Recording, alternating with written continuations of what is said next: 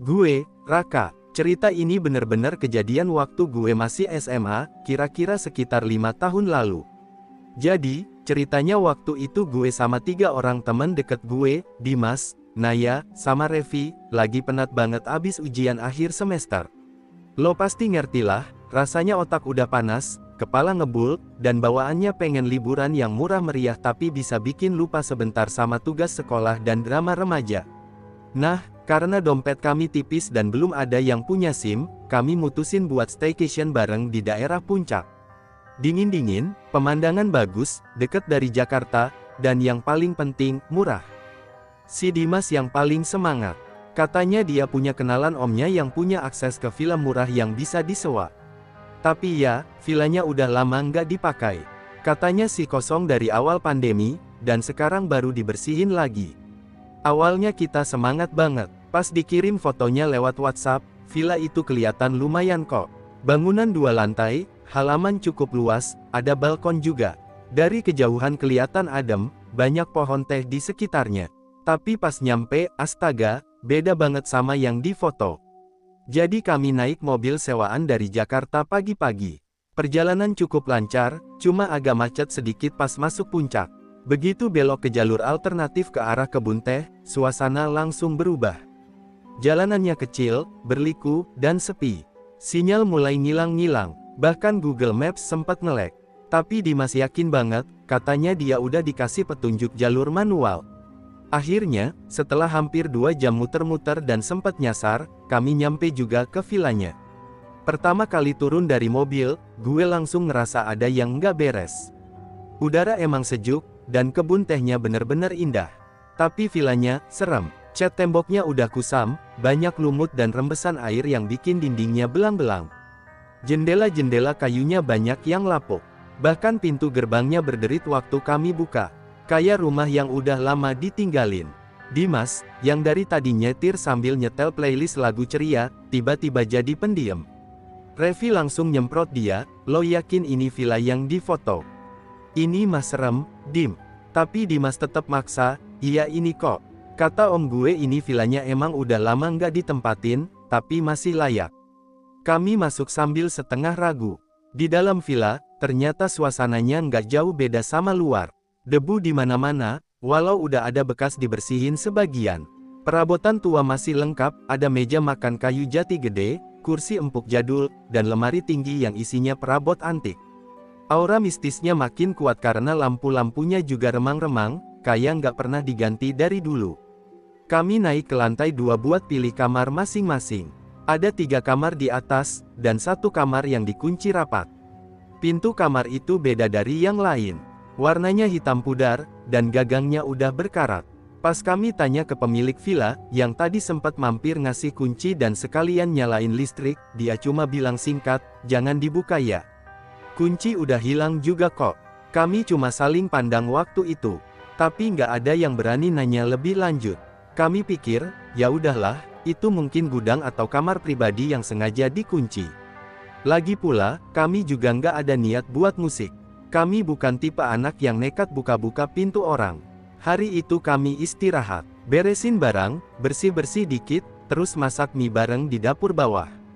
Naya yang paling cerewet langsung ngomel-ngomel soal kondisi kamar mandi. Katanya airnya bau besi, dan wastafelnya ngeluarin air coklat pertama kali dibuka. Tapi setelah ngalir bentar, akhirnya bersih juga. Intinya sih, villa ini butuh renovasi besar. Tapi karena udah terlanjur di sini dan duit juga terbatas, kami bertahan. Malam mulai turun, udara makin dingin. Kami ngumpul di ruang tengah, nonton film dari laptop Dimas sambil selimutan dan nyemilin cemilan yang dibawa dari rumah. Walaupun suasana villanya agak creepy, tapi karena rame, kami masih enjoy. Sampai akhirnya jam 1 pagi, kami bubar dan balik ke kamar masing-masing. Kamar gue ada di pojokan, sebelahan sama kamar Revi. Naya 1 kamar sendiri karena dia takut diganggu kalau sekamar sama cowok. Dimas juga tidur sendirian, di kamar paling ujung. Semua kamar bisa dikunci dari dalam, tapi karena kami 1 lantai, kami nggak terlalu mikirin keamanan. Gue rebahan, main HP, dan nonton beberapa video horor random di YouTube. Nggak lama kemudian, sinyal hilang. Gue coba nyari sinyal sambil nempel ke jendela, tapi tetap no service. Akhirnya gue mutusin buat tidur. Sekitar jam 2 lebih, gue mulai merem. Dan disitulah semuanya dimulai. Gue dengar suara nangis. Pelan banget, kayak cewek sesenggukan, nahan tangis. Tapi suaranya, bukan dari luar villa. Bukan juga dari kamar Revi atau Naya. Gue diem. Gue pikir itu halusinasi. Mungkin gue kebawa suasana, efek nonton video horor barusan. Tapi suara itu makin jelas. Nggak keras, tapi makin dekat. Dan yang bikin bulu kuduk gue berdiri, suaranya datang dari arah kamar yang dikunci tadi siang. Gue langsung duduk di kasur. Nggak berani buka pintu. Dada gue berdebar kencang. Gue coba dengerin lagi. Suaranya masih ada. Kayak seseorang lagi duduk di pojokan sambil nangis tanpa henti. Seketika ruangan jadi dingin banget. Lebih dingin dari sebelumnya. Padahal gue udah pakai jaket tebal dan selimut. Gue neken tombol senter dari HP dan ngarahin ke pintu kamar. Masih terkunci. Tapi entah kenapa, waktu itu gue ngerasa kayak ada bayangan lewat di bawah celah pintu. Gue langsung tarik selimut, doa sebisa gue, dan berusaha nutup telinga. Tapi tangisan itu nggak berhenti, dan gue tahu ada yang nggak beres di villa tua ini. Dan kami baru di malam pertama, awalnya gue kira itu Naya. Soalnya, suara nangis pelan yang gue denger tadi tuh kayak suara cewek, dan ya, di antara kami cuma ada 2 cewek, Naya dan Revi. Tapi karena penasaran dan ngerasa aneh, gue keluar kamar pelan-pelan, sambil bawa HP yang lampunya gue nyalain seadanya biar nggak ganggu yang lain. Begitu gue turun ke lantai 1, gue lihat Naya lagi duduk di dapur, bareng Revi. Mereka lagi ngobrol pelan sambil ngopi. Naya sempat kaget lihat gue datang tiba-tiba. Rak, ngapain lo? Kata Revi sambil nyeruput kopi. Lo tadi nangis ya? Gue nanya, langsung to the point. Naya ngangkat alis, hah? Nangis apaan? Gue langsung mikir keras. Itu suara siapa dong? Revi ikut nimbrung, lo juga dengar, Rak? Gue langsung berhenti. Maksudnya, gue juga dengar tadi, suara cewek nangis pelan banget. Awalnya gue kira Naya, tapi pas gue kesini, dia udah duduk di dapur duluan. Gue merinding. Jadi bukan cuma gue yang dengar. Kami bertiga langsung diem, hening. Bahkan suara jangkrik di luar pun kayak tiba-tiba hilang. Yang ada cuma suara detak jam tua yang tergantung di ruang tengah. Pelan, tapi terasa keras di kepala. Kami akhirnya balik ke kamar masing-masing. Tapi entah kenapa, malam itu rasanya lebih dingin dari sebelumnya. Bahkan selimut tebal pun nggak ngebantu. Gue tidur sambil nyalain lampu kamar, padahal biasanya gue nggak pernah bisa tidur kalau nggak gelap. Dan ya, kira-kira sekitar jam 2 lewat, suara itu muncul lagi. Pelan, tapi jelas. Tangisan cewek, awalnya sesenggukan, makin lama kayak teriak nahan sakit. Suara itu makin nyata, makin dekat, dan entah kenapa, terdengar dari arah kamar terkunci itu. Gue nggak bisa tidur. Gue cuma bisa nahan napas di balik selimut sambil doa berkali-kali. Gue nggak berani keluar kamar lagi. Setiap kali gue mau bangun, bayangan suara cewek yang tadi bikin nyali gue ciut. Akhirnya gue paksain tidur, walau tidur gue nggak nyenyak sama sekali. Paginya gue bangun dengan kepala berat dan leher pegal. Tapi ternyata bukan gue doang yang ngerasain hal aneh semalam. Pas gue turun ke bawah, Revi dan Naya udah duduk di sofa ruang tengah. Mukanya pucat, Revi bahkan masih pakai selimut nempel di badannya. Begitu gue duduk, mereka langsung nyerocos. Gila, Rak, suara itu muncul lagi, kata Revi pelan. Naya nambahin, gue nggak bisa tidur. Gue dengar suara cewek nangis semalaman. Kayak deket banget sama kamar gue. Gue nelen ludah. Kayaknya suaranya dari kamar yang dikunci itu deh. Belum sempat kita ngobrol lebih jauh, Dimas turun dari tangga. Jalannya pelan, matanya sayu, muka lemes banget. Gue pikir dia belum tidur, tapi ternyata malah sebaliknya. Dia duduk di kursi kayu, terus bilang dengan suara lirih, gue mimpi aneh banget semalam. Kami langsung nengok ke arah dia. Mimpi apa? Tanya Naya, ragu. Gue mimpi ada cewek, pakai gaun putih. Dia duduk di kasur dalam kamar yang terkunci itu. Mukanya, gosong, kayak kebakar, tapi matanya penuh air mata. Dia ngeliatin gue. Dia nggak ngomong apa-apa, cuma mulutnya terbuka, kayak pengen ngomong. Tapi nggak bisa. Suaranya nggak keluar, Dimas cerita sambil megang kepala. Kami semua diem, suasananya langsung berubah jadi dingin dan ngeres. Pas gue bangun, badan gue panas banget. Pusing. Terus gue ngerasa ada yang berdiri di pojokan kamar gue. Gue nggak bisa gerak, cuma bisa lihat bayangan putih berdiri di sana. Lama banget, sampai akhirnya bayangan itu ngilang sendiri, tambah Dimas. Kami semua saling pandang. Gue bisa lihat jelas Revi mulai panik, matanya mulai berkaca-kaca. Bahkan Naya yang biasanya paling logis pun kelihatan bingung dan takut. Dimas tiba-tiba bangkit dari kursi, jalan pelan ke arah dapur, tapi baru beberapa langkah dia langsung jatuh. Kami panik, langsung nyamperin. Badannya panas banget, kayak demam tinggi, nafasnya pendek-pendek, dan dia gemeteran.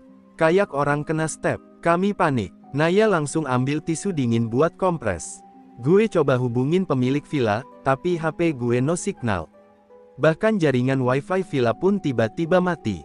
Semua sinyal bener-bener hilang, padahal semalam masih bisa buat YouTubean. Kami bener-bener panik. Gimana caranya bawa Dimas ke puskesmas kalau mobilnya parkir di luar kebun teh dan jalanan susah? Revi sempat nyoba keluar buat cari sinyal, tapi baru beberapa meter dari villa, dia langsung balik lagi. Katanya hawa di luar villa juga aneh. Tiba-tiba kabut turun padahal matahari udah tinggi. Dan dia dengar suara, bisikan dari semak-semak. Kami akhirnya mutusin buat rawat Dimas seadanya.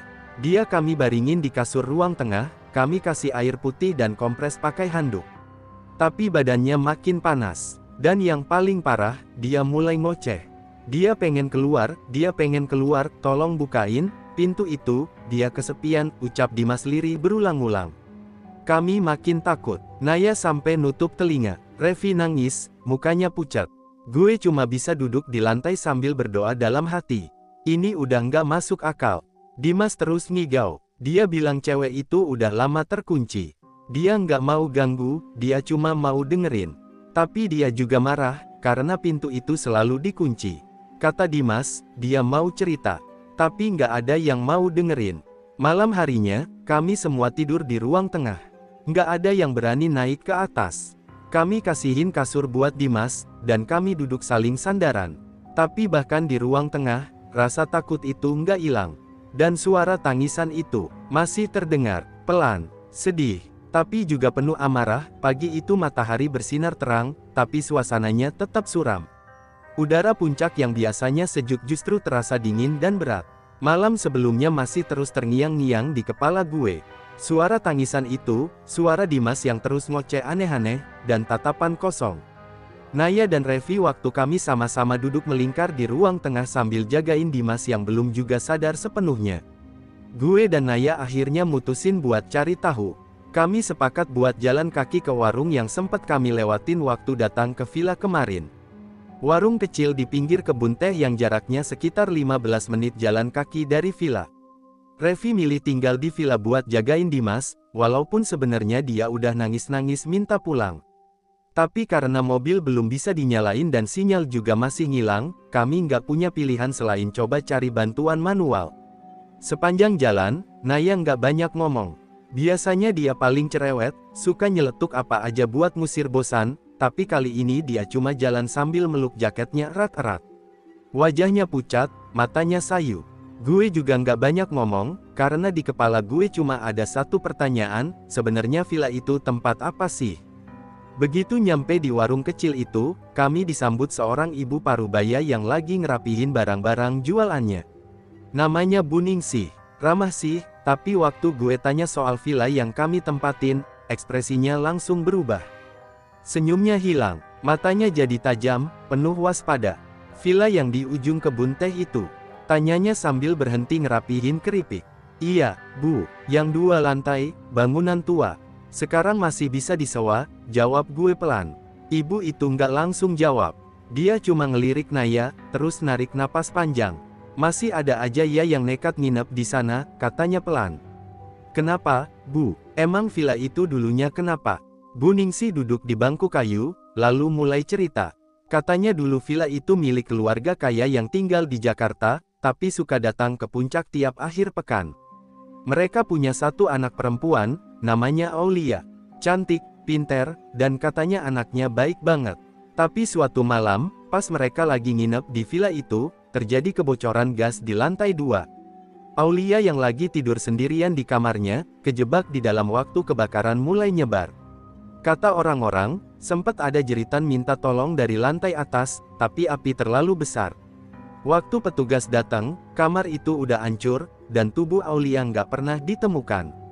Katanya mayatnya terbakar sampai nggak bisa dikenali. Ada juga yang bilang dia sebenarnya belum mati pas kebakaran itu terjadi, tapi terkunci di dalam dan nggak bisa keluar. Bahkan sampai sekarang, dan kamar itu, kamar tempat Aulia tidur, itu yang sekarang dikunci. Iya kan? Tanya Naya, suaranya bergetar. Bu Ningsih cuma angguk pelan. Iya, sejak saat itu, villa itu mulai kosong. Beberapa kali ada yang nyoba sewa, tapi selalu kejadian aneh. Ada yang sakit mendadak, ada yang mimpi aneh. Bahkan pernah ada yang katanya kerasukan. Makanya warga sini jarang berani deket-deket. Tapi karena tempatnya bagus dan harganya murah, masih aja ada yang mau nginep. Tapi nggak pernah ada yang betah lebih dari 2 malam. Gue sama Naya saling pandang. Badan gue langsung dingin. Semua yang diceritain Bu Ningsih itu, persis sama kayak yang kami alami. Dimas demam tinggi dan mimpiin cewek mukanya kebakar. Revi sering ngerasa kayak ada yang bisikin dari kamar itu. Dan suara tangisan malam-malam yang muncul tanpa alasan. Semuanya mulai masuk akal, tapi bukan karena masuk akalnya bikin tenang, justru bikin makin takut. Setelah ngobrol sebentar, Bu Ningsih sempat kasih saran supaya kami segera keluar dari villa. Kalau bisa, jangan tunggu sampai malam. Kalau mobilnya mogok, cari warga buat bantu. Jangan tinggal lama-lama, ada yang nggak pengen kalian di sana, katanya. Kami pamit, dan jalan pulang ke villa dengan langkah berat. Naya diem aja sepanjang jalan, mukanya pucat pasi. Di kepalanya pasti muter cerita Bu Ningsih sama kayak di kepala gue. Begitu nyampe villa, kami langsung disambut Revi yang mukanya udah kacau banget. Matanya sembab, rambut acak-acakan, dan dia langsung narik tangan gue. Rak, Dimas. Dimas mulai ngomong aneh-aneh lagi. Kami masuk ke dalam dan lihat Dimas masih tiduran di kasur ruang tengah. Tapi kali ini dia duduk, matanya terbuka, tapi tatapannya kosong. Dia ngomong pelan, lirih, seolah ngobrol sama seseorang yang nggak kelihatan. Pintu itu harus dibuka, dia udah nunggu lama, dia sendirian di dalam, dia nggak bisa keluar, tolongin dia. Revi langsung nangis, gue nggak tahan, Rak. Kita harus keluar dari sini sekarang juga. Gue serius. Gue nyoba tenangin mereka, terus bilang kalau kita harus coba nyalain mobil lagi. Nggak peduli mogok atau nggak, harus dicoba. Gue bener-bener ngerasa udah nggak aman di villa itu. Tapi waktu kita semua keluar ke halaman, mobil Dimas diem. Nggak bisa dinyalain. Bahkan lampunya pun nggak nyala. Kayak akinya mati. Padahal semalam masih normal. Dimas mulai teriak dari dalam villa. Kami semua langsung lari balik ke dalam.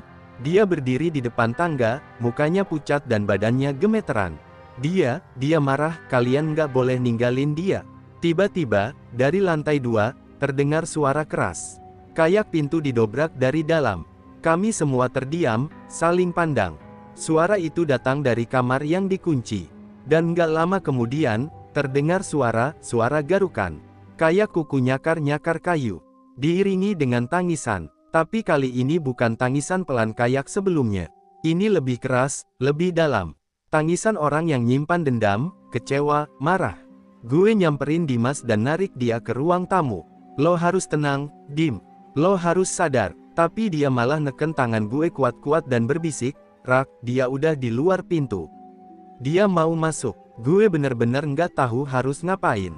Kami semua panik. Suara tangisan makin keras. Bahkan sekarang, gue bisa dengar suara benda-benda jatuh dari atas. Kayak ada yang nendang lemari, narik kursi. Villa ini udah kayak neraka. Revi nyamperin pintu depan, muter kuncinya, dan nyoba keluar. Tapi pintunya nggak bisa dibuka. Kayak dikunci dari luar. Naya juga coba jendela samping. Gemboknya tiba-tiba macet. Kami kejebak. Dan di tengah semua kekacauan itu, Dimas berdiri dan bilang dengan suara bukan suaranya, bukain pintunya, sekarang. Suara itu dingin, serius, pelan, tapi penuh tekanan. Kami semua mundur. Revi nangis makin kencang, Naya diem, dan gue cuma bisa ngeluarin doa sebisa gue dalam hati. Gue tahu satu hal, kita semua dalam bahaya. Dan villa ini, nggak pengen kami keluar hidup-hidup. Malam keempat adalah malam yang nggak akan pernah bisa gue lupain seumur hidup. Bukan cuma karena semuanya puncak dari hal-hal aneh yang udah kejadian sebelumnya, tapi karena malam itu bener-bener kayak neraka. Nggak ada cahaya, nggak ada logika, dan yang paling serem, nggak ada jalan keluar.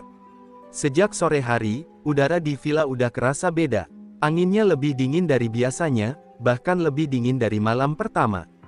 Daun-daun teh di luar kelihatan nggak gerak, padahal biasanya mereka bergoyang pelan tiap ada angin lewat. Suasananya hening banget, kayak dunia berhenti bernafas. Bahkan suara jangkrik pun nggak kedengeran. Naya dan Revi duduk bareng di sofa, diem, mukanya pucat. Dimas udah dari pagi cuma tiduran dan kadang ngoceh sendiri. Gue sendiri berusaha tetap tenang, tapi di dalam hati, gue udah siap kalau malam ini bakal jadi malam terakhir kami di villa itu. Jam-jam berlalu lambat banget. Kami nggak banyak ngobrol, cuma duduk nunggu pagi sambil sesekali lihat jam. Tapi entah kenapa, waktu rasanya jalan makin lambat.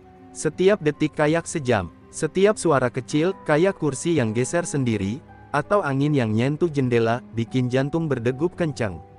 Gue sempat mikir buat naik ke atas, cek kamar-kamar dan coba pastiin semuanya masih terkunci, tapi kaki gue berat. Gue nggak berani. Sekitar jam 2 pagi, semuanya mulai.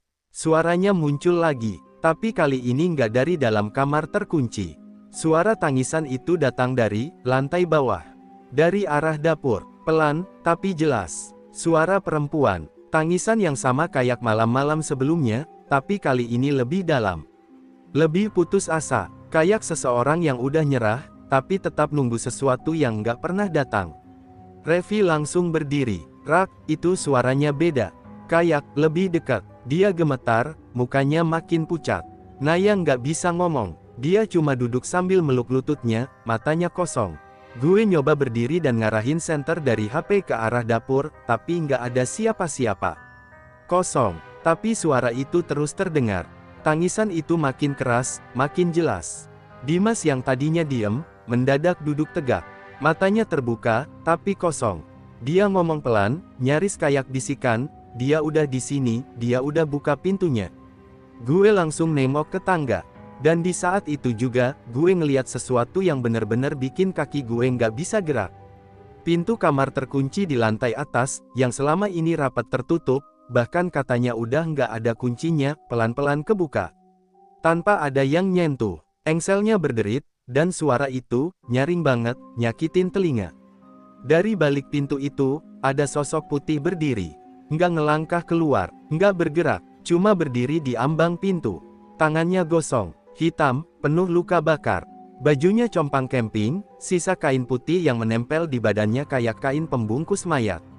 Dan wajahnya, oh Tuhan, wajahnya itu, meleleh.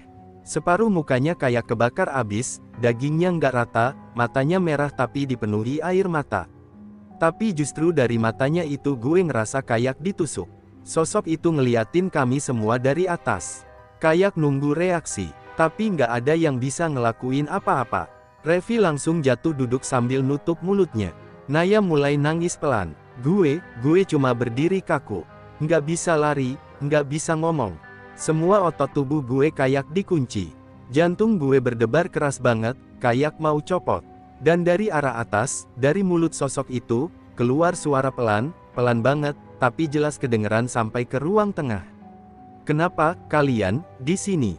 Nada suaranya pelan, tapi penuh kekecewaan. Bukan marah, lebih ke sedih, terluka. Baru aja suara itu selesai, tiba-tiba semua lampu padam. Gue langsung gelap total. HP gue jatuh ke lantai dan mati. Entah kenapa, baterainya tiba-tiba habis. Padahal masih sisa 40% tadi. Ruangan bener-bener jadi ruang hampa. Nggak ada cahaya, cuma ada rasa dingin yang nusuk sampai ke tulang.